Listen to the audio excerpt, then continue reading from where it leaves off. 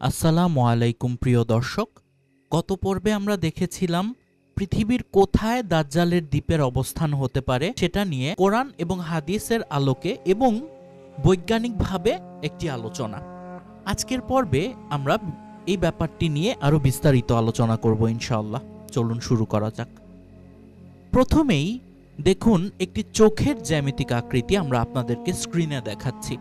এবার দেখুন প্রধান সন্দেহজনক দ্বীপ, যা সংযুক্ত আরব আমিরাতে অবস্থিত।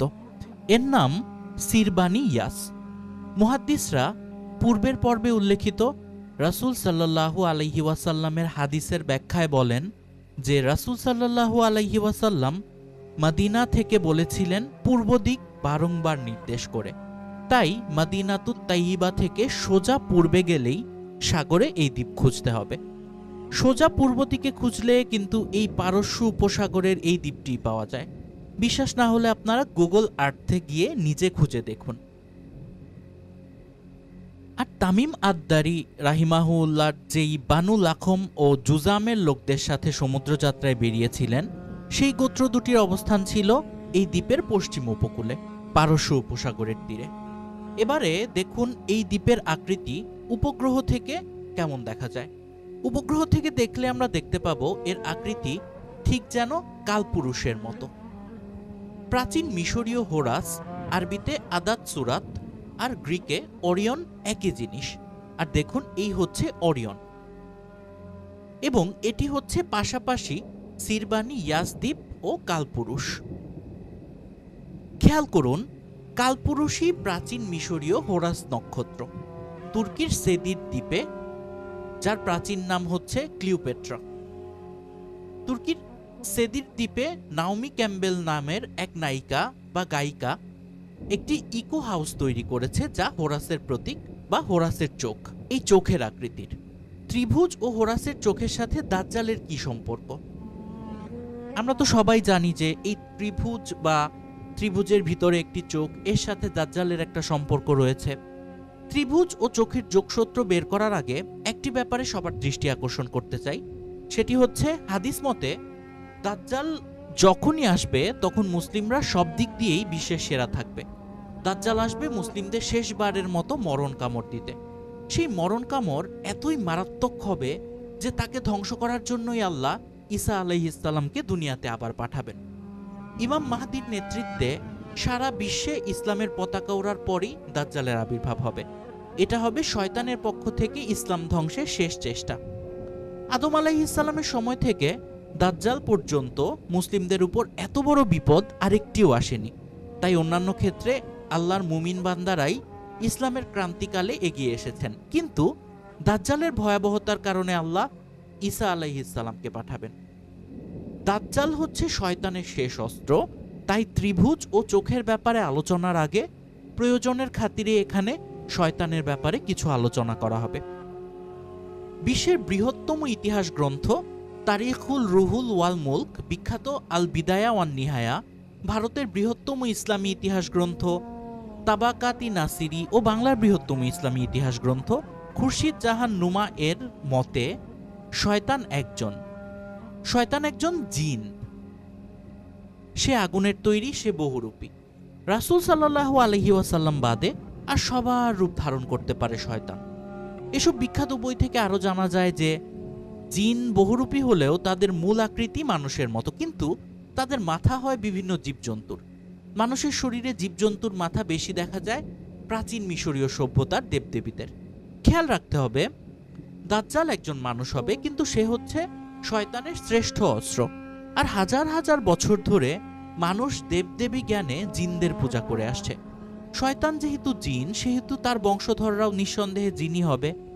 আল বিদায়া ওয়ান নিহায়াতে লেখা আছে শয়তান কিভাবে নূহ আলাইহিস সালামের ওফাতের পর মানুষের ভেতর মূর্তি পূজার প্রচলন করে। আল্লাহ যেমন তার প্রিয় বান্দাদের কার্যকলাপে খুশি হয়ে নবী রাসূলদের স্বপ্ন দেখান, তেমনি শয়তানও তার সন্তানেরা তার খাঁটি পূজারীদের কাজে খুশি হয়ে দেখা দিত। সেগুলোকেই হিন্দু ও বিভিন্ন পৌত্তলিক জাতিরা মূর্তিতে রূপ দিয়ে পূজা করতে শুরু করে। নতুবা যেই জিনিস কল্পনাতেও আসে না তার মূর্তি এরা কিভাবে গড়ল? যেমন দুর্গার 10 হাত, এটা কি ভাবাও সম্ভব? বা প্রাচীন যুগে কি কারো কল্পনা করা সম্ভব যে সে প্লেনে চড়বে? যাই হোক, ইসলামী ইতিহাস থেকে জানা যায় যে মানুষ সৃষ্টির আগে বিশ্বে জিন জাতি বাস করত। তাদের তৎকালীন বাদশার নাম ছিল আবুল জিন্না বা জিনদের বাবা, ও রানীর নাম ছিল খাবিস, যার মাথা ছিল সিংহের। এই কথাটি মনে রাখবেন। তাদের ছেলের নাম ছিল আজাজিল। জিনজাতি পাপাচারে ডুবে গেলে আল্লাহর আদেশে জিব্রাইল আলাইহিসসালাম এদের ধ্বংস করে দেন। কিন্তু আজাজিলকে দেখে তার মায়া হয়, কেননা সে ছিল চরম পরহেজগার। তাই জিব্রাইল আলাইহিসসালাম তাকে প্রথম আসমানে নিয়ে আসেন। আমি এখানেই সবার দৃষ্টি আকর্ষণ করছি যে জিন জাতি কিন্তু শেষ হয়ে যায়নি, কারণ আজাজিল তখনও বেঁচে আছে এবং আজও বেঁচে আছে। ক্রমান্বয়ে সে ফেরেশতাদের শিক্ষকে পরিণত হয় এবং এর ভেতরে তার সন্তান সন্ততি হয়। মুমিন অবস্থায় জন্মানো এসব জিন সন্তানরাই ভালো জিন। আর ইসলামী ইতিহাসের উৎস সম্পর্কে বলে নেওয়া যাক। তারিখুল রুহুল ওয়াল মুলকের লেখক মুহাম্মদ ইবনে জারির আত-তাবারি রহিমাহুল্লাহ ইতিহাস ও হাদিস সংগ্রহের জন্য প্রায় সমগ্র বিশ্ব পরিভ্রমণ করেন এবং বর্তমানে বিলুপ্ত বহু গ্রন্থের সাহায্যে প্রতিদিন 40 পৃষ্ঠা করে 40 বছর ধরে বিশ্বের এই বৃহত্তম ইতিহাস গ্রন্থ রচনা করেন। তিনি একজন বিখ্যাত মুহাদ্দিস ও তাবে তাবিঈ ছিলেন এবং 1 লাখ হাদিস রচনা করেন তিনি এবং সংগ্রহ করেন। তিনি কোনো তথ্যকে ততক্ষণ পর্যন্ত লিপিবদ্ধ করতেন না যতক্ষণ পর্যন্ত না একাধিক বিশ্বস্ত ব্যক্তি তাতে সমর্থন করতেন, সেই সাথে কোনো নির্ভরযোগ্য ইতিহাস গ্রন্থে তা উল্লেখ থাকত। আর আল বিদায়া ওয়ান নিহায়ার লেখক আল্লামা ইবনে কাসির রহিমাহুল্লাহ সম্পর্কে বলতে হয়, তার বই বিশ্বের বৃহত্তম না হলেও এবং তিনি গোটা বিশ্ব পরিভ্রমণ না করলেও তিনিও ইতিহাস রচনায় একই পদ্ধতি অবলম্বন করেন বিধায় তার তথ্য বিশুদ্ধ। প্রাচীন মিশরের সাথে ইসলামে উল্লেখিত শয়তানের ইতিহাসের কিছু অদ্ভুত সাদৃশ্যতা এখানে দেয়া হলো। প্রাচীন মিশরীয় পুরাণ মতে সূর্য দেবতা রে মানুষের পাপের কারণে মানব জাতিকে ধ্বংস করে দেওয়ার জন্য হাতর সেখমেতকে দুনিয়াতে পাঠান। হাতর নৃশংসভাবে মানুষদের হত্যা করতে থাকেন, এতে রের মনে দয়া হয়। রে প্রাচীন মিশরীয়দের স্রষ্টা হাতরকে মদ খাইয়ে মাতাল করে দেন, এতে একজন, কোনো কোনো মতে কয়েকজন মানুষ বেঁচে যান। সেই মানুষই কালক্রমে বংশ বিস্তার করে আবার জাতি গঠন করে। ইসলামী ও মিশরীয় সূত্রগুলোর সাদৃশ্যতা কি দেখুন এবার। মানুষের পাপের কারণে স্রষ্টা, আমরা আল্লাহ বলছি, শাস্তিস্বরূপ মানব জাতিকে ধ্বংস করে দিতে মনস্থ করেন। আল্লাহ তাআলা একজনকে তার বান্দাদের ধ্বংস করার জন্য প্রেরণ করেন, কিন্তু প্রেরিত ব্যক্তি বা ফেরেশতা একজন বাদে বাকি সবাইকে ধ্বংস করে দেন। সে একজনই বংশ বিস্তার করে। আমরা গত পর্বে বলেছিলাম আজাজিল শয়তানের মায়ের মাথা ছিল সিংহের, আর মিশরীয় ধ্বংসদেবী হাথরের মাথাও ছিল সিংহের। জানি প্রশ্ন উঠতে পারে, ইসলামে জিন জাতির কথা বলা হয়েছে কিন্তু মিশরীয় সভ্যতায় বলা হয়েছে জিন জাতির কথা না, অন্য কিছুর কথা। আর ইসলামে জিব্রাইল আলাইহিস সালামের মনে দয়া হওয়ার কথা বলা হয়েছে কিন্তু মিশরীয় সূত্রে বলা হয়েছে রে বা স্রষ্টার দয়া হওয়ার কথা। এই ব্যাপারটা চলুন ব্যাখ্যা করি। মানুষের কাছে যেমন শয়তান মাত্রই খারাপ এবং মানুষ নিজেই ফার্স্ট পারসন, তেমনি জিন বা শয়তানের কাছেও তারা নিজেরাই খারাপ, খারাপটাই ভালো, এবং মানুষ মাত্রই খারাপ। তারা অর্থাৎ শয়তান ও জিন নিজেরাই ফার্স্ট পারসন। আর দ্বিতীয় উত্তর হচ্ছে, জিব্রাইল আলাইহিস সালাম আজাজিলকে হত্যা করেননি, এটা অবশ্যই আল্লাহর অজ্ঞাতে হয়নি, কারণ আল্লাহর অজ্ঞাতে কিছুই ঘটে না, ঘটা সম্ভবও না। তাই এখানে জিব্রাইল আলাইহিস সালামের দয়া হয়েছে এ কারণেই যে আল্লাহর দয়া হয়েছিল। মিশরীয় মানুষ ও ইসলামী জিন বিষয় দুটিকে উল্টে দিলেই যে উত্তর পাওয়া যায় তা হচ্ছে, জিন জাতি ধ্বংসের সেই কাহিনী বিশ্বের উন্নত ও শ্রেষ্ঠতম মিশরীয় সভ্যতায় উল্টোভাবে লিখিত আছে। সেক্ষেত্রে জিব্রাইল আলাইহিস সালাম পরিণত হয়েছে হাতর সেখমেতে আর দাজ্জাল পরিণত হয়েছে হোরাসে। দেখুন, মানে কাহিনীটা উল্টে যাচ্ছে। ইসলামের এই কাহিনীটা তো যুগ যুগ ধরেই চলে আসছিল। এটা যখন মিশরীয় সভ্যতার কাছে যায় তখন এটা পরিবর্তিত হয়ে মিশরীয় এরা এটাকে লিখে যে জিন জাতির ধ্বংসের কথাটাকে তারা লিখে উল্টোভাবে, অর্থাৎ জিব্রাইল আলাইহিস সালাম পরিণত হয়েছে সেখানে হাতর সেখমেতে, আর দাজ্জালকে তারা লিখেছে হোরাস হিসেবে। বলছিলাম হোরাসি দাজ্জাল, এর প্রমাণ কি? এর আগে জীবনের দেবতা, জীবনের প্রতীক হোরাস সম্পর্কে কিছু বলেনি, যেটা মিশরীয়রা বিশ্বাস করে। হোরাসের বাবা পাতালের দেবতা, পরলোকের অধিপতি ওসিরিস। মিশরীয় তত্ত্ববিদদের মতে ওরিসিস সত্যিই ছিলেন। তিনি ছিলেন একজন রাজা, কালক্রমে দেবতায় পরিণত হয়। অমিতাভ বচ্চন, সচিন টেন্ডুলকার ও শাহরুখ খানও হিন্দুদের দেবতা। দাক্ষিণাত্যের অনেক জায়গায় সচিনকে নিয়মিত পূজা করা হয়। হিন্দুরা সচিনকে তার খেলার নৈপুণ্যের জন্য দেবতা বানিয়ে ফেলেছেন। যদিও সচিনের জীবনে ব্যর্থতারও কমতি নেই, কিন্তু সচিনের পূজারীরা সেসব কথা স্বীকারই করেন না। একবার চিন্তা করে দেখুন তো, সচিনের জীবদ্দশাতেই যদি তাকে নিয়ে এমন কথা বলা হয়, তাহলে তার মৃত্যুর হাজার হাজার বছর পর তার উপরে কি ধরনের অলৌকিকত্ব আরোপ করা হবে। তেমনি ওরিসিসকেও দেবতায় রূপান্তর করা হয়েছে। লক্ষণীয় ব্যাপার হচ্ছে, শয়তানের বাবা আবুল জিন্নাও কিন্তু জিনদের রাজা ছিলেন। মিশরীয় পুরাণ মতে হোরাসের মায়ের নাম আইসিস, যে একই সাথে হোরাসের স্ত্রী ও মা। এদের সন্তানই হোরাস। হোরাসের প্রতীক হচ্ছে চোখ। লক্ষণীয় ব্যাপার হচ্ছে, দাজ্জালের সম্পর্কে প্রথমে বলেন নূহ আলাইহিস সালাম। রাসূল সাল্লাল্লাহু আলাইহি ওয়াসাল্লাম দাজ্জালের বর্ণনা দেওয়ার সময় বলেন, আমার পূর্ববর্তী নবীরাও দাজ্জাল সম্পর্কে বলেছিলেন, কিন্তু আমি তোমাদের এমন এক তথ্য দেব যা আমার আগে কেউ বলেনি। তা হচ্ছে, দাজ্জাল হবে অন্ধ, আর আমাদের সৃষ্টিকর্তা অন্ধ নন। রাসূল সাল্লাল্লাহু আলাইহি ওয়াসাল্লাম কেন বললেন আমাদের সৃষ্টিকর্তা অন্ধ নন? কারণ দাজ্জাল নিজেকে আল্লাহ দাবি করবে, তাই রাসূল সাল্লাল্লাহু আলাইহি ওয়াসাল্লাম এ কথা বলেছেন। অর্থাৎ সে কিভাবে সৃষ্টিকর্তা হয় যে নিজেই নিজের অন্ধত্ব নিরাময় করতে পারে না। আর দ্বিতীয় পর্বে উল্লেখিত হাদিসে দেখিয়েছি যে রাসূল সাল্লাল্লাহু আলাইহি ওয়াসাল্লাম বলেছেন, তার ডান এক চোখ হবে আর বাঁ চোখ হবে আঙ্গুরের মতো বিস্ফোরিত। কোন কোন সহিহ হাদিসে এটাও জানা যায় যে রাসূল সাল্লাল্লাহু আলাইহি ওয়াসাল্লাম বলেছেন, আমার পূর্ববর্তীরা অর্থাৎ পূর্ববর্তী নবীরা দাজ্জাল সম্পর্কে বলেছেন। নিঃসন্দেহে নূহ আলাইহিস সালাম তার উম্মতদের দাজ্জাল সম্পর্কে বলেছিলেন। এতদিন মনে করা হতো যে ৮০০০ বছরেরও কিছু বেশি প্রাচীন মিশরীয় সভ্যতাই বিশ্বের প্রাচীনতম সভ্যতা, কিন্তু ইসলামী সূত্রসমূহেই ইরাককেই বলা হয়েছে উম্মুল বিলাদ বা সভ্যতা বা শহরের মা। ২০০৫ সালে ইসলামী তথ্যটাই সত্য বলে প্রমাণিত হয়েছে। প্রাচীন সুমেরীয় শহর উরের ধ্বংসাবশেষের নিচে ৮ ফুট পুরু পলিস্তর পাওয়া গিয়েছে। উরের বয়স ৮০০০ বছর। উরের ধ্বংসাবশেষের নিচে ৮ ফুট পুরো পলিস্তর কল্পনাতীত ভয়াবহ বন্যার সাক্ষ্য দেয়। নূহ আলাইহিস সালামের সময়কার মহাপ্লাবনের পলিস্তর কল্পনাতীত ভয়াবহ বন্যার সাক্ষ্য দেয়, এবং এই পলিস্তর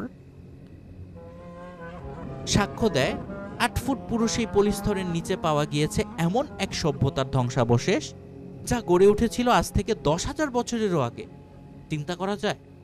খ্রিস্টান ও ইহুদিরা এবং মুসলিম প্রত্নতত্ত্ববিদরা এ ব্যাপারে নিঃসন্দেহ যে এটাই ছিল বিশ্বের প্রাচীনতম সভ্যতা, যা গড়ে তুলেছিলেন নূহ আলাইহিস সালামের ধ্বংসপ্রাপ্ত জাতি। নূহ আলাইহিস সালাম প্রথম দাজ্জাল সম্পর্কে বলেছিলেন যখন আর কোথাও সভ্য জনবসতি ছিল না।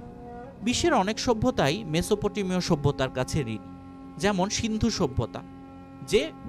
সিন্ধু সভ্যতা যে সুমেরীয়দের গড়া, এ ব্যাপারে প্রত্নতত্ত্ববিদরা এখন নিঃসন্দেহ। এই মেসোপটেমিয়া থেকেই সূর্যের উপাসনা ও ধাপে ধাপে ইমারত নির্মাণের কৌশল মিশরীয় সভ্যতায় সংযোজিত হয়। সেই সাথে আসে দাজ্জালের ভবিষ্যৎবাণী। দাজ্জাল মিশরে প্রবেশ করে হোরাস হিসেবে। হোরাসের প্রাচীনতম এই মূর্তিটি দেখুন, এটা শিশু হোরাসের মূর্তি, যার দুটি চোখ, একটি নয় দুটি চোখ। কিন্তু কথা হচ্ছে, দাজ্জাল কিভাবে হোরাস হয়ে মিশরে প্রবেশ করল?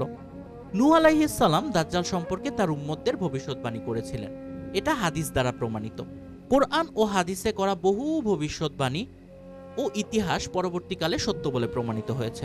আমি বলতে চাচ্ছি, হোরাসই দাজ্জাল। হোরাসের চোখই যে দাজ্জালের চোখ, এ ব্যাপারে ইসলামী গবেষকদের এখন আর কোনো সন্দেহ নেই।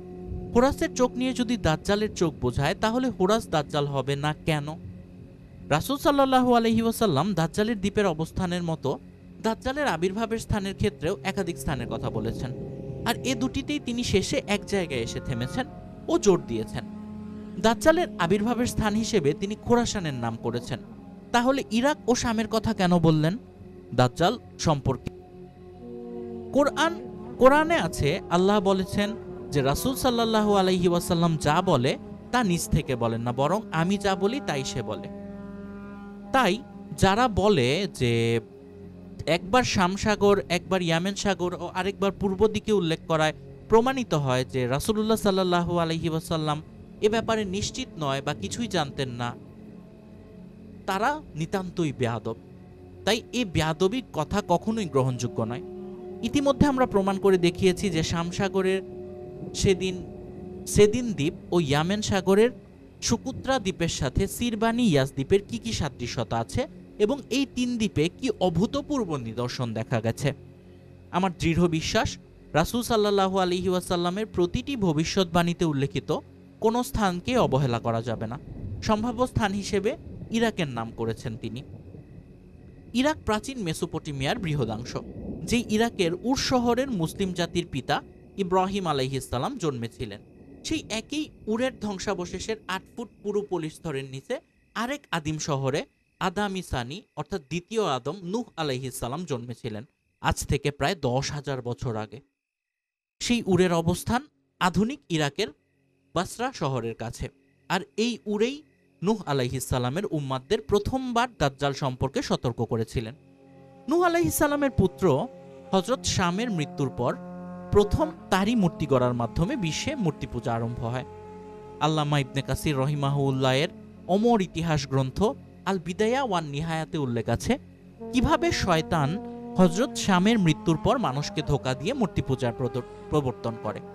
রাসূল সাল্লাল্লাহু আলাইহি ওয়াসাল্লামের মতো দাজ্জাল সম্পর্কে করা নূহ আলাইহিস সালামের ভবিষ্যৎবাণী শুনেও তার উম্মতরা ভীত হয়ে পড়েছিল, ফলে একথা তারা কোনোদিন বিস্মৃত হয়নি।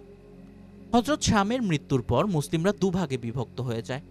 মুমিনরা হযরত শামের আবাসস্থলে রয়ে যায় ও এই ভূখণ্ড কালক্রমে শাম নামে পরিচিত হয়ে ওঠে, যা আজকের সিরিয়া। আর মূর্তি পূজারীরা আরবে চলে আসে তাদের দেবতাদের নিয়ে। এমনই এক দেবতার নাম হোরাস। নূহ আলাইহিস সালামের এই পথভ্রষ্ট উম্মতরা আমালিকা নামে খ্যাত। এদেরই এক দুঃসাহসী দলপতির নাম ওয়ালিদ। পূজা নিয়ে তার সাথে অন্যান্যদের বনিবনা না হওয়ায় সে আফ্রিকা চলে আসে এবং সে চাইতো শুধু হোরাসের পূজাই হোক। সে দক্ষিণ মিশর অধিকার করে প্রাচীন মিশরীয় কিংবদন্তি মতে। আজও কপ্টিকরা এটা বিশ্বাস করে।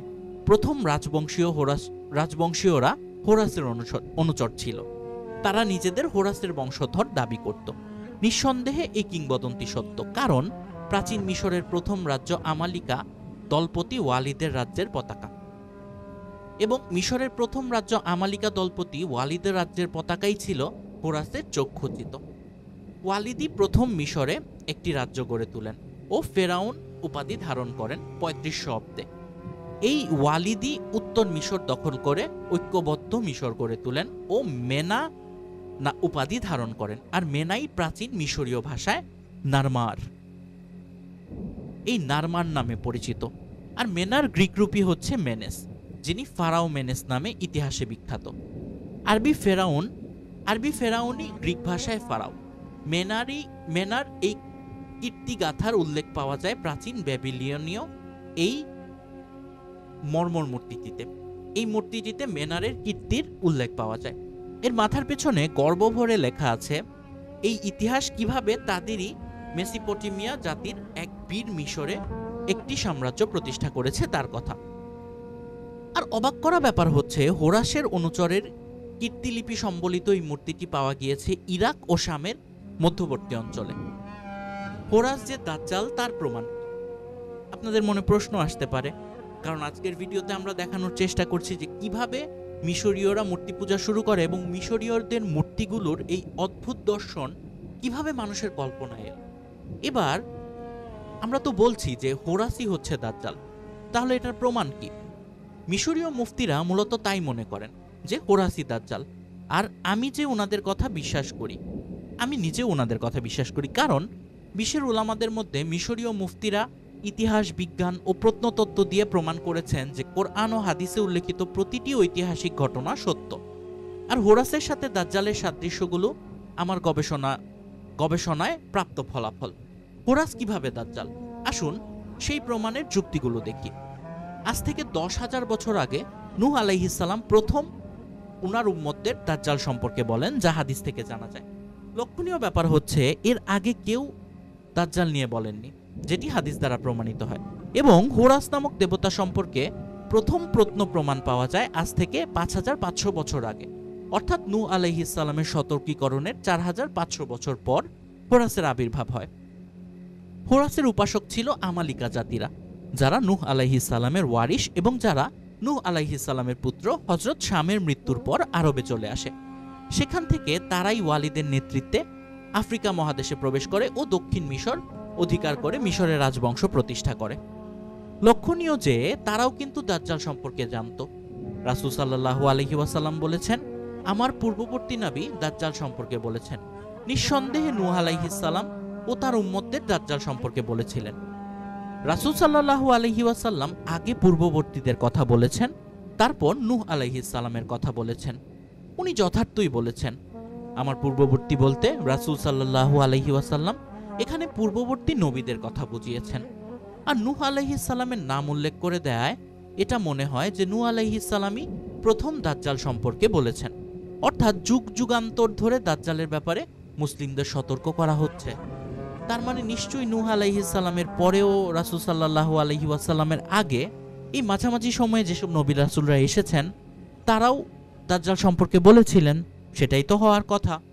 লক্ষণীয় ব্যাপার হচ্ছে প্রাচীন মিশরে প্রবল জনশ্রুতি ছিল ও ব্যাবিলনে সিংহমূর্তি দ্বারাও প্রমাণিত যে হোরাসের অনুচররা মিশর রাজবংশ প্রতিষ্ঠা করেছিল।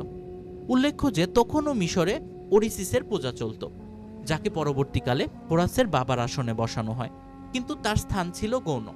অথচ ওরিসিস ছিল ঐতিহাসিক ব্যক্তিত্ব ও মিশরের প্রাচীন রাজা, কিন্তু আরব থেকে আসা হোরাসই হলো প্রধান দেবতা ও ওরিসিস পড়ল তার বহু নিচে। কিন্তু কালক্রমে ওরিসিসের স্থান হয় হোরাসের উপরে এবং ওরিসিসকে হোরাসের পিতার আসনে বসানো হয়, ঠিক ভারতের মতো। ভারতে আর্যরা এসেছিল তাদের দেবতা ইন্দ্র ও অরুণদের নিয়ে, কিন্তু ভারতে থাকতে থাকতে অনার্যদেরও দেবদেবী শিব, কালী এরাই প্রধান দেবদেবীর আসনে বসে এবং অরুণের নাম পর্যন্ত হারিয়ে যায় ও ইন্দ্র গৌণ দেবতা হয়ে যায়। প্রাথমিক অবস্থায় হোরাসের চোখ দেখানো হয় দুটি, প্রমাণস্বরূপ হোরাসের বাল্যকালের মূর্তি আগেই দেখানো হয়েছে, কিন্তু পরবর্তীকালে একটিমাত্র চোখকেই হোরাসের প্রতীক হিসেবে গণ্য করা হতো। তার ছবিও আমরা দেখিয়েছি। এর কারণ কি? হোরাসকে হঠাৎ কেন এক চোখের দেবতা হিসেবে দেখানো হতে লাগলো? আগেই উল্লেখ করেছি, আল্লাহ যেমন তার প্রিয় বান্দাদের কাছে খুশি হয়ে নবী রাসূলদের স্বপ্ন দেখিয়ে সম্মানিত করতে থাকেন, তেমনি শয়তানও তার পূজারীদের কাছে খুশি হয়ে তার অধীনস্থ শয়তানদের মানুষের সামনে হাজির করে সন্তান সন্ততি সামনে হাজির করে। আগে বলেছি শয়তান বলে কোনো আলাদা প্রাণী নেই। ইবলিশ শয়তানের সন্তান সন্ততিরাই শয়তান নামে পরিচিত, আর এরা প্রত্যেকেই জিন, যেহেতু শয়তান নিজেও জিন। আর জিনদের মূল চেহারা এক একজনের এক এক রকম হওয়ায় তারা তাদের পূজারীদের সামনে হাজির হলে পূজারীরা তাদের রূপকেই মূর্তি গড়ে ধরে রাখে। এভাবেই শিব, কালী, দুর্গা এসব মূর্তি এসেছে। শয়তান তাদের সামনে এই রূপ ধরে হাজির হয়েছে এবং এই রূপটাকেই পরবর্তীতে হিন্দুরা বা সনাতনীরা মূর্তি হিসেবে গড়ে তুলেছে।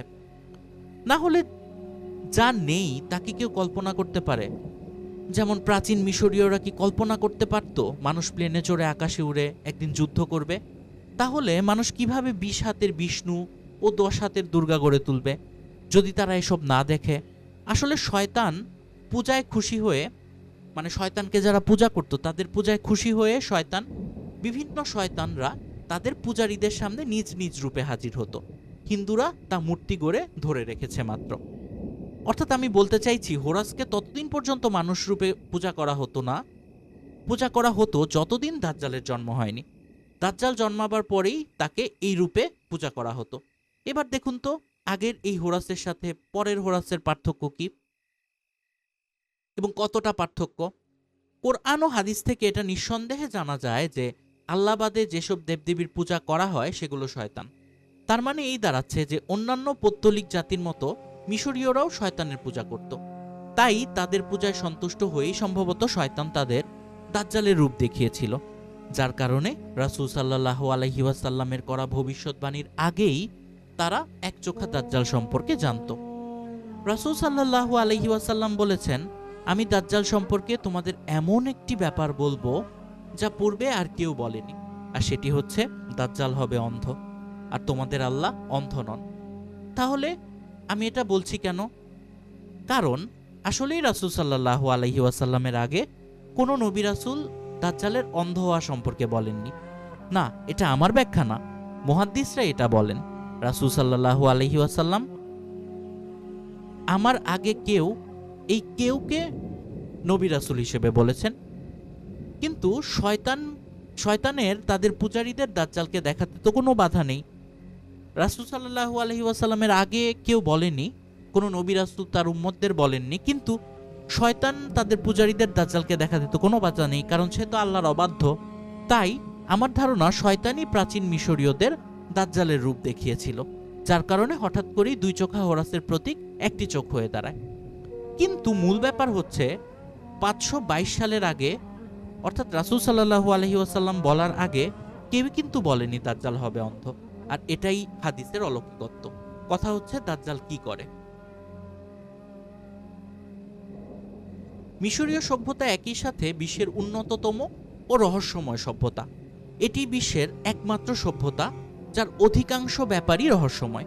কেউ জানে না নেপোলিয়ন খুফুর পিরামিডের ভিতর কি এমন দেখেছিল যার কারণে তার মুখ ভয়ে বিবর্ণ হয়ে গিয়েছিল। কেউ জানে না ফ্রিংসে কি শক্তি আছে যে তাকে বালির আবরণ থেকে বের করায় একজন সামন্ত ফারাও হতে পেরেছিলেন। তুতানখামেন কি শক্তি আছে, তুতানখামেনসে কি শক্তি আছে অন্যান্য মমিগুলো, যার ফলে যেটার কফিনেই লেখা আছে ফারাওয়ের ঘুম ভাঙানোর পরিণতি হবে নিশ্চিত মৃত্যু। আর সত্যি তারা মারা গিয়েছে? কেউ জানে না। এর শুধু দুটো ব্যাখ্যাই হতে পারে। প্রথম ব্যাখ্যাটা হচ্ছে প্রাচীন মিশরীয় ধর্ম সত্য ধর্ম, আর না হয় অন্যান্য পৌত্তলিকদের মতে প্রাচীন মিশরীয়রাও ছিল শয়তানের পূজারী। শয়তান এখানে একটু বেশি তৎপর ছিল। আমি যেহেতু মুসলিম ও বাস্তববাদী, তাই দ্বিতীয় বিষয়টিকে মেনে নিয়েছি। মিশরীয় সভ্যতা এমন এক সভ্যতা যেখানে নূহ আলাইহিসসালাম, ইব্রাহিম আলাইহিসসালাম, মুসা আলাইহিসসালাম, দাউদ আলাইহিসসালাম, সুলাইমান আলাইহিসসালাম প্রমুখ নবী সম্পর্কে প্রমাণ পাওয়া যায়। বিশ্বের বহু ইতিহাসের সাক্ষ্য আছে প্রাচীন মিশরীয় সভ্যতায়, যার কারণে আমি দাজ্জালকে খুঁজতে এই সভ্যতার দ্বারস্থ হয়েছি। যুগ যুগ ধরে মানুষ যেমন আল্লাহর ইবাদত করে চলেছে, তেমনি বহু পরে হলেও শয়তানের পূজা চলেছে সমান তালে। আগেই উল্লেখ করা হয়েছে মূর্তি পূজার প্রচলন হয় হযরত শাম ইবনে নূহ আলাইহিসসালামের মৃত্যুর পর। আর এটা নিশ্চিত যে মানুষ আল্লাহ বাদে যাদের উপাসনা করে তারা শয়তান। তাই বলা যায় মানুষ শয়তানের উপাসনা শুরু করে হযরত শামের মৃত্যুর পর। কিন্তু সেটা ছিল ভুল করে করা পূজা, কারণ মানুষ তখনও তাদের মূর্তি বা দেবদেবীদের স্রষ্টা ভেবেই উপাসনা করত। সরাসরি শয়তানের পূজার প্রচলন হয় আরও পরে, যখন মানুষ জেনে শুনে শয়তানের উপাসনা করত। প্রথম দিকে কিন্তু তাদেরকে স্রষ্টা ভেবে উপাসনা করা হতো। আল্লাহর ইবাদত করলে যা চাওয়া যায় তার বেশিই পাওয়া যায়। আল্লাহ একালে না দিলে পরকালে বেশি দেন, কিন্তু সাথে সাথে দেন না। অনেক সময় আল্লাহ দিতে দেরি করেন। আর কিছু মানুষ আছে যারা অর্থবিত্ত, নারী, ক্ষমতা সব সাথে সাথে পেতে চায়, যেটা দেয় শয়তান। না, তার নিজের ক্ষমতা থেকে নয়। শয়তান ইমানদার অবস্থায় দুনিয়ার কোনো স্থানেই সিজদা করতে বাকি রাখেনি, এটা কিন্তু আমরা সবাই জানি। তাই শয়তানের দাবি অনুযায়ী আল্লাহ তাকে অসীম ক্ষমতা দেন। শয়তান আল্লাহ প্রদত্ত সেই ক্ষমতা বলেই ইহকালে ভালো থাকবে এবং তার পূজারীদের ইহকালেই দেবে যা তারা চায়, ঠিক সেটাই সাথে সাথে দিবে। এর কারণ হচ্ছে পরকালে তার কোনো স্থান নেই, শয়তানের কোনো স্থান নেই এবং শয়তান পূজারীদেরও কোনো স্থান নেই। কিন্তু আল্লাহ ইহ ও পরকালে দুই কালেরই অধিপতি, তাই আল্লাহ তার বান্দাদের ইহকালে না দিলেও পরকালে দেন। এই দেরিটা যাদের সহ্য হয় না তারাই স্বজ্ঞানে শয়তানের উপাসনা করে। এই পদ্ধতিটাই পশ্চিমা বিশ্বে ব্ল্যাক ম্যাজিক ও ভারতে কালা জাদু নামে খ্যাত। আল্লাহ যেমন প্রায় প্রতিটি গ্রন্থে, প্রতিটি ধর্মের গ্রন্থে ও প্রাচীন ইতিহাসে তার শেষ রাসূল সাল্লাল্লাহু আলাইহি ওয়াসাল্লামের আগমনের ভবিষ্যৎবাণী করেছেন, তেমনি শয়তানও নিশ্চয়ই দাজ্জালের জন্মের পর তাকে তার পূজারীদের দেখিয়েছিল, কারণ আল্লাহ বাদে কেউ ভবিষ্যৎবাণী করতে পারে না। গত পর্বে দেখানো হয়েছে কিভাবে মিশরীয়রা দু চোখের হোরাসকে হঠাৎ করেই এক চোখে দেখানো শুরু করে। আমার বিশ্বাস দাজ্জালের জন্মের পর শয়তান নিশ্চয়ই তার পূজারীদের দাজ্জালকে দেখিয়েছিল, যার ফলে পিরামিডে, মন্দিরে, মমির কফিনে হঠাৎ করেই দাজ্জালের প্রতীক হোরাসের চোখ দেখানো শুরু হয়। এবারে সব থেকে ভয়াবহ মিলের কথা বলবো, যেটি শুনলে আপনারা প্রচণ্ড অবাক হবেন। শক্তির প্রতীক রূপে এক চোখের উল্লেখ কিন্তু শুধু মিশরীয় সভ্যতাতেই নেই, এটা পাওয়া যায় হিন্দু ধর্মেও। আমি আবারও স্মরণ করিয়ে দিচ্ছি, রাসূল সাল্লাল্লাহু আলাইহি ওয়াসাল্লামই কিন্তু প্রথম নবী রাসূলের ভেতর দাজ্জালের চোখের বর্ণনা দেন, এবং সেটি হচ্ছে তার ডান চোখ অন্ধ ও বাম চোখ আঙুরের মতো।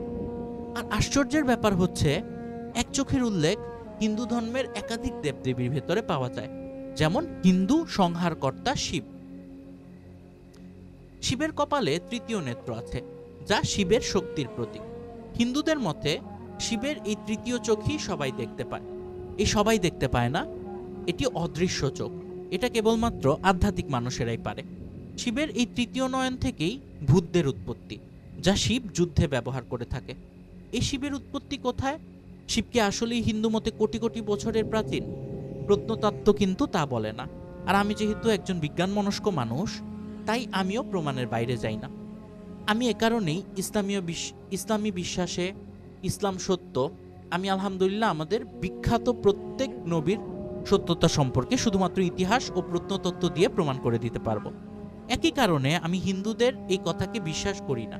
শিবের সবথেকে প্রাচীন মূর্তিটি পাওয়া গিয়েছে সিন্ধু সভ্যতার অন্যতম প্রাণকেন্দ্র মহেঞ্জোদারোতে। এটাই সেই প্রাচীন শিব মূর্তি যেটি আপনারা ছবিতে দেখছেন।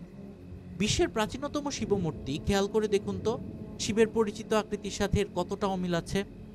এই মূর্তি প্রমাণ করে যে হিন্দু ধর্ম একটা নতুন ধর্ম, প্রাচীনতম ধর্ম হলো ইসলাম। কারণ আমি আদম আলাইহিস সালামের অস্তিত্বের প্রমাণও করতে পারবো ইনশাআল্লাহ। যাই হোক, শিবের এই মূর্তিটি নির্মাণকালে কিন্তু একে শিব নামে কেউ চিনত না। এর নাম ছিল পশুপতি, অর্থাৎ পশুদের অধিপতি, পশুদের দেবতা। হিন্দু মতে শিবের 10,000 নাম আছে, কিন্তু শিবই প্রধান নাম। আর মহাদেব থেকে শিব হয়ে উঠতে সময় লেগেছে 2800 বছর।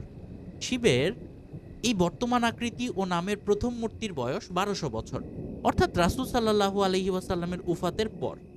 খেয়াল করে দেখুন, রাসূল সাল্লাল্লাহু আলাইহি ওয়াসাল্লাম প্রথম দাজ্জালের একচোখা হওয়ার ব্যাপারটি জানান, যা ওনার পূর্ববর্তী কোনো নবী বলেননি। আর শিবের তৃতীয় নয়ন বা থার্ড আই সম্বলিত প্রাচীনতম মূর্তিটি কিন্তু ভালো করে দেখুন তো, এর কপালের উপর তৃতীয় নয়নের ভুরি ভুরি প্রমাণ আছে হিন্দু ধর্মে। যেমন শিবের গৃহিণী দুর্গা, দুর্গার অপর নাম ত্রিনয়না, তৃতীয় চোখ যার। দুর্গার এই তৃতীয় চোখটিও কিন্তু শিবের মতো, অর্থাৎ সাধারণত দেখা যায় না, এটা অদৃশ্য চোখ। স্মরণ করে দেখুন রাসূল সাল্লাল্লাহু আলাইহি ওয়াসাল্লামের সেই হাদিসের কথা, তার দুই চোখ ঘুমাবে কিন্তু অন্তর ঘুমাবে না। কোন কোন মুহাদ্দিস এই হাদিসের ব্যাখ্যা এভাবে করেছেন যে রাসূল সাল্লাল্লাহু আলাইহি ওয়াসাল্লাম দাজ্জালের দুই চোখের কথা বলেছেন, কারণ দাজ্জালের আসলেই দুই চোখ, কিন্তু এক চোখ অকেজো ও এক চোখ ভালো। তার এক চোখ বন্ধ হলেও আরেক চোখ বন্ধ হয় না, এটাও বোঝাতে পারেন।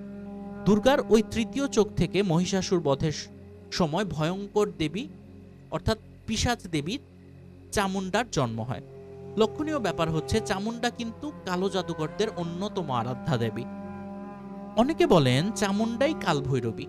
ভালো হিন্দুরাও তন্ত্র সাধনাকে ভয় করে, কারণ কালা জাদু বা কালো জাদু তন্ত্র সাধনার মূল অঙ্গ। শিক্ষিত হিন্দুদের অনেকেই কালো জাদুকে শয়তান পূজা বলে ঘৃণা করে।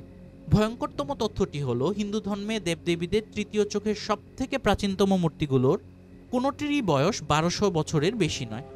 কোনোটিরই কি বলছি, শিবের ওই তিন চোখা মূর্তিটি আধুনিক ভারতে পাওয়া প্রাচীনতম হিন্দু দেবমূর্তি।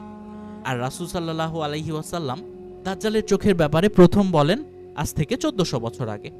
এবার চোখ নিয়ে আরেকটি খবর দেব ব্ল্যাক ম্যাজিক থেকে। ব্ল্যাক ম্যাজিকে যাওয়ার আগে আসুন আবার চোখ, হোরাস ও পিরামিডের দিকে যাওয়া যাক। হোরাসের চোখের কথা ও হোরাসের কথা বলা হয়েছে পিরামিডের এবারের আলোচ্য বিষয়ে। এবার চলুন পিরামিড নিয়ে কিছু বলি। মিশর তত্ত্ববিদদের মতে পিরামিডের আকৃতি পুরুত্বই পিরামিডের ভেতর মমিকে তাজা রাখতে সাহায্য করে।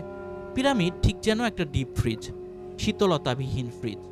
এ কারণে যখন প্রথম পিরামিডগুলি খোলা হয় তখন দেখা গিয়েছে যে মমিগুলো খুব ভালো অবস্থায় আছে, কিন্তু পিরামিড থেকে আধুনিককালে জাদুঘরে মমিগুলো স্থানান্তরের ফলে মমিগুলো দিন দিন কঙ্কালে পরিণত হচ্ছে। এই রহস্য আজও ভেদ করা সম্ভব হয়নি। শুধু এটা বাদে যে পিরামিডের আকৃতি ও পুরুত্বের কারণেই মমি তাজা থাকে। সবাই জানেন পিরামিডের আকার ত্রিভুজ, আর পিরামিডের ভেতর শ্রেষ্ঠ হচ্ছে গিজার পিরামিড। খুফু, খাফরে ও মেনকাউরের 3 পিরামিড সবাই চিনেন। খুফুর পিরামিডই গ্রেট পিরামিড নামে খ্যাত। এই 3 বিশাল পিরামিড নির্মাণের সাথেও জড়িয়ে আছে হোরাস ও সেই চোখ। আবার হোরাস, আবার চোখ। এই ছবিটি ভালোভাবে দেখুন। এই হচ্ছে গিজার বিখ্যাত 3 পিরামিড।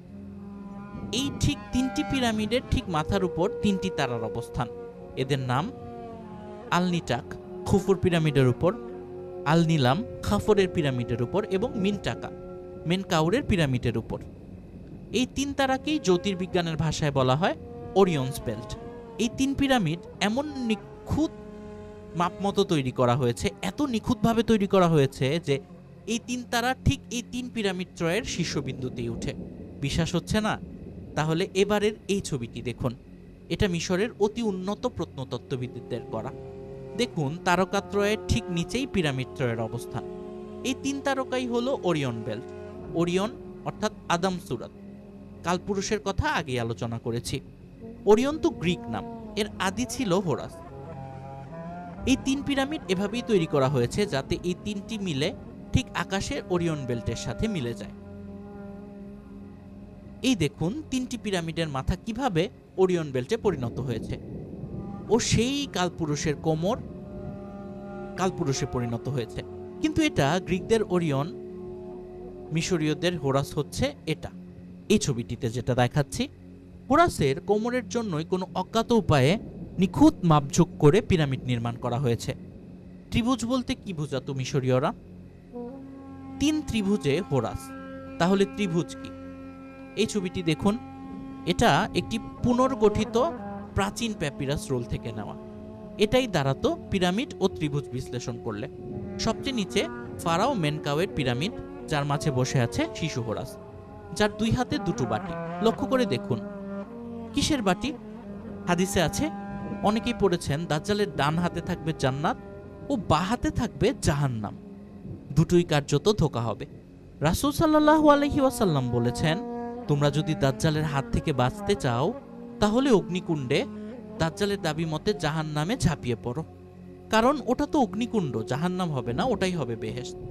আমাদের কাছে ভালো কাজের দিক হচ্ছে ডান দিক এবং ডান হাত, এবং দাজ্জালের উল্টা। কারণ দাজ্জালের হচ্ছে উল্টা, কারণ সে শয়তান, তার কাছে বাম হাত হচ্ছে ভালো বা পজিটিভ। তার কাছে আমাদের ভালোটাই খারাপ, তাই সে ডান হাতে মিথ্যা অর্থাৎ বেহেশত, প্রকৃতপক্ষে দোজখ নিয়ে ঘুরবে। ভালো করে দেখুন, শিশু হোরাসের হাতে 2টো বাটি।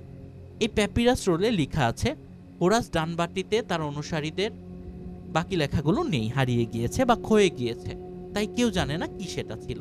তবে মিশর তত্ত্ববিদদের মতে হোরাস ডান বাটিতে তার অনুসারীদের ও বাম বাটিতে পাপীদের নিক্ষেপ করবেন, এরকম কিছু একটা লেখা ছিল। মেনকাউরের পিরামিডের উপরে খাফরের পিরামিড, কারণ এই পিরামিড মেনকাউর পিরামিডের থেকে বড়। আরেকটি আজব ব্যাপার হচ্ছে, খুফু ও খাফরের পিরামিড দুটি কৌণিকভাবে একই সমান্তরাল রেখায় তৈরি হলেও মেনকাউরের পিরামিডের অবস্থান কিন্তু এই রেখার বাহিরে। কারণ প্রথমত ওরিয়ন বেল্টে এর এই 3 তারকার অবস্থান ঠিক একই রকম।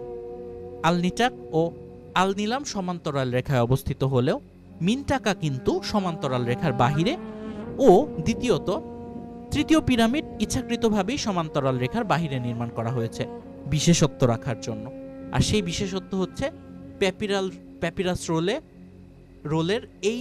রোলের ভেতরে স্বর্গ নরক হাতে হোরাস বা দাজ্জাল বসে আছে, যে এই ছবিটি। এবার দেখুন, এখন ছবিটি দেখলে আপনারা এই ব্যাপারটি আরো পরিষ্কার হবেন যে পিরামিডগুলোর অবস্থান কিরকম।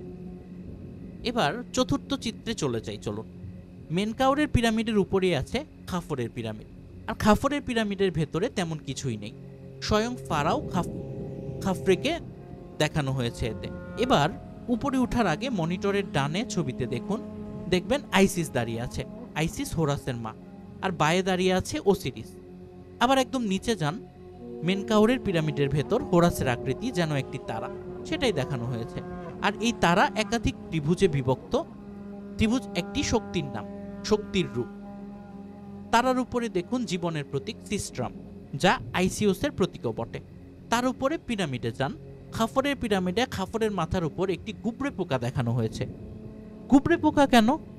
গুবরে পোকা যা ছিল ধ্বংসের প্রতীক। এই গুবরে পোকা প্রায় সব মমির কফিনেই ক্ষুদিত আছে দেওয়ালেও। আশ্চর্যের ব্যাপার হচ্ছে, অনেক মমি পাওয়া গিয়েছে যা এই গুবরে পোকায় খাওয়া।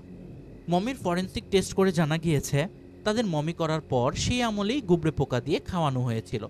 বিশেষজ্ঞরা তো এমনও বলেন যে এই গুবরে পোকা মমির চামড়ার ভেতর দিয়ে ঢুকে যেত।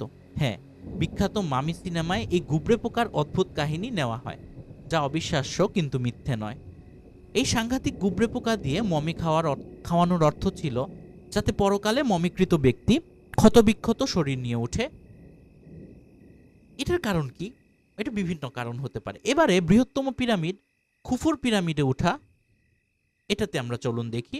আবার চতুর্থ ছবিটি দেখুন। এই পিরামিডের মাঝে আছে ফারাও খুফুর গর্বিত মুখমণ্ডল, আর তার ঠিক মাথায় আছে চোখ। হ্যাঁ, সাপ বা শকুন নয়, চোখ। যদিও সাপ ও শকুনই ছিল মিশরীয় ফারাওদের রাজকীয় প্রতীক। উপরের দুই পাশে দেখুন বাজ পাখিরূপী হোরাস তার পাখা দিয়ে ত্রিভুজকে রক্ষা করছে।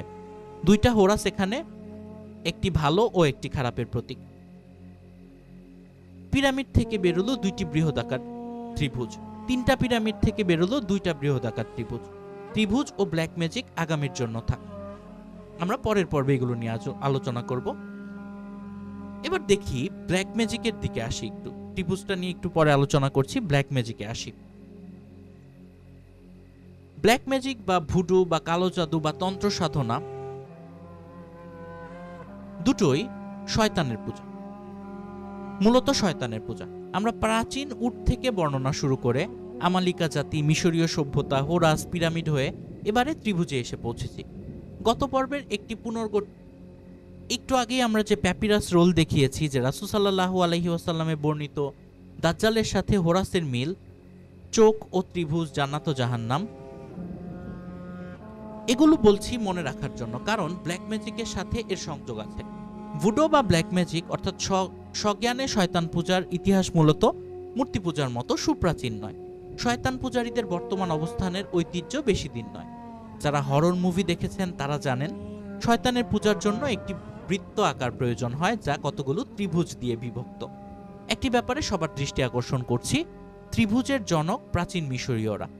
মেক্সিকো, চীন ও বসনিয়ায় পিরামিড থাকলে তা মিশরীয় পিরামিডের থেকে অপেক্ষাকৃত নবীন ও মিশরীয়দের মতো এত নিখুঁত মাপের ত্রিভুজ নয়। আর ত্রিভুজের ব্যাখ্যা গত পর্বেই দেখানো হয়েছে। আমার নয়, প্রাচীন মিশরীয়দের প্যাপিরাস রোল থেকে দেখিয়েছি। বিভিন্ন ধর্মের মাঝেই শয়তান পূজারীদের ছদ্মবেশ আছে। তাদের পূজা পদ্ধতির ভিন্নতা থাকলেও শয়তানের ব্যাপারে কিন্তু দ্বিমত নেই। তাদের মতে লুসিফার বা শয়তানের চেহারা মানুষের মতোই, তবে ভয়ানক। চোখে তার ছাগলের মতো নির্লিপ্ত দৃষ্টি। লুসিফারের শিংও আছে এবং তাই তাকে অনেকটা ছাগলের রূপেও কল্পনা করা হয়। দেখুন ইসলামী বর্ণনার সাথে কত মিল। আগেই এটা দেখিয়েছিলাম যে শয়তান ইসলামী মতে জিনদের মূল চেহারা মানুষের মতেই, তবে পার্থক্য হচ্ছে শরীর থাকে মানুষের কিন্তু মাথা থাকে পশু পাখির। অনেক বিজ্ঞ আলেম এ ব্যাপারে একমত। আর শয়তান জিন ছাড়া কিছুই না। আর একাধিক হাদিসে শয়তানের শিংয়ের উল্লেখ থাকায় এটা নিশ্চিতভাবেই বলা যায় যে শয়তানের শিং আছে। আব্দুল কাদির জিলানী রহিমাহুল্লাহের বুনিয়াতুত তলিবিন থেকে একটি হাদিস বলছি। জনৈক সাহাবী রাসূল সাল্লাল্লাহু আলাইহি ওয়াসাল্লামের কাছে শয়তান দেখতে চান। রাসূল সাল্লাল্লাহু আলাইহি ওয়াসাল্লাম বলেন, চোখ বন্ধ করো। উনি চোখ বন্ধ করলেন। রাসূল সাল্লাল্লাহু আলাইহি ওয়াসাল্লাম বললেন, কি দেখতে পাচ্ছ? সাহাবী বললেন, একটা সাগর, চারদিকে শুধু পানি আর পানি। রাসূল সাল্লাল্লাহু আলাইহি ওয়াসাল্লাম বললেন, আর কি দেখতে পাচ্ছ? সাহাবী বললেন, একটা বিরাট সিংহাসন, চারদিকে শুধু সাপ আর সাপ। রাসূল সাল্লাল্লাহু আলাইহি ওয়াসাল্লাম আবার জিজ্ঞেস করলেন, কি দেখতে পাচ্ছ? সাহাবী বললেন, অনেক বড় দুটো শিং। তারপরই উনি মুখের দিকে তাকিয়ে শিউরে ওঠেন ও চোখ খুলে ফেলেন। রাসূল সাল্লাল্লাহু আলাইহি ওয়াসাল্লাম বললেন, সে অর্থাৎ শয়তান থাকে পূর্ব দিকের এক সাগরে। এ কথা আমাদের স্মরণ রাখতে হবে যে শয়তানের ক্ষমতা আল্লাহর মতো অসীম নয়, সে আল্লাহর মতো সর্বত্র বিরাজমান নয়, তাই তার একটা নির্দিষ্ট আবাস থাকতেই হবে। তাই শয়তানের একটা নির্দিষ্ট আবাস আছে এবং সেটাই সাহাবী চোখ বন্ধ করে দেখিয়েছেন, বা আল্লাহর ইচ্ছায় নবীজি তাকে দেখিয়েছেন। এবার শয়তানের সাথে ব্ল্যাক ম্যাজিশিয়ানদের উপাস্য লুসিফারের বিবরণ মিলিয়ে দেখুন। এই হচ্ছে লুসিফার, ছবিতে দেখুন। এটা ইউরোপের একটি শয়তান উপাসনা কেন্দ্রে ক্ষুদিত। দেখুন এর মাথায় শিং আছে, শয়তানের মাথায়ও শিং আছে। এর আগের চিত্রে লুসিফারের মাথায় ছাগলের মতো, ইসলামী মতে জিনদের মূল দেহ থাকে মানুষের, কিন্তু মাথা থাকে এক একটি ছাগলের। এটি শয়তান বা শয়তান হিসেবে দেখানো হয়েছে। ইনশাল্লাহ আগামী পর্বে আমরা আরো বিস্তারিত আলোচনা করব। সে পর্যন্ত আমাদের চ্যানেলের সাথেই থাকুন এবং চ্যানেলটি প্লিজ সাবস্ক্রাইব করে দিন, এবং আপনাদের আমাদের ভিডিওগুলো ভালো লাগছে কিনা সেটি প্লিজ কমেন্ট করে জানান। ভালো থাকবেন সবাই। আসসালামু আলাইকুম।